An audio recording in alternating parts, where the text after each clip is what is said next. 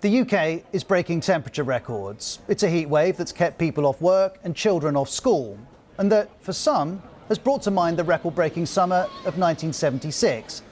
But what's happening now is not the same as what happened then. 1976 was indeed a heat wave, and we have had heat waves before, but the point is they're getting more often, they're happening more often, and they're becoming more intensive. In 1976, the maximum recorded temperature was 35.9 degrees Celsius. This time, by late Monday afternoon, a temperature of 38.1 had already been recorded. Then there's this from NASA. It's a chart that shows global temperatures compared to expected levels in June 1976. As you can see, parts of Western Europe were well above them. This is the same chart for June 2022. Europe is hot again, but higher temperatures are much more widespread.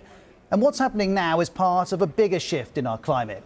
In 2019, the BBC reported that the UK's 10 warmest years all occurred since 2002. And so in 2022, we have higher top temperatures, more widespread high temperatures, an overall increase in global temperatures, and in the UK, extreme heat is becoming more common. Heat waves is one of the clearest signs in extreme weather of human influence on climate. It's one of the extreme weather events that we can be most confident about are being affected by rising global temperatures.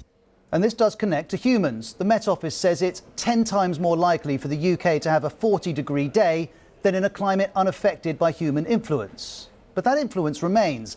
Global carbon emissions increased through the 20th century. They're increasing now. And the UN is clear on the consequences. Human activities, it says, have warmed the atmosphere, ocean and land. And scientists say extreme heat comes with that. We can expect that if we don't do anything about these emissions, that by the end of the century, we'll be looking at these kinds of 40-degree days in the UK every 3 to 4 years.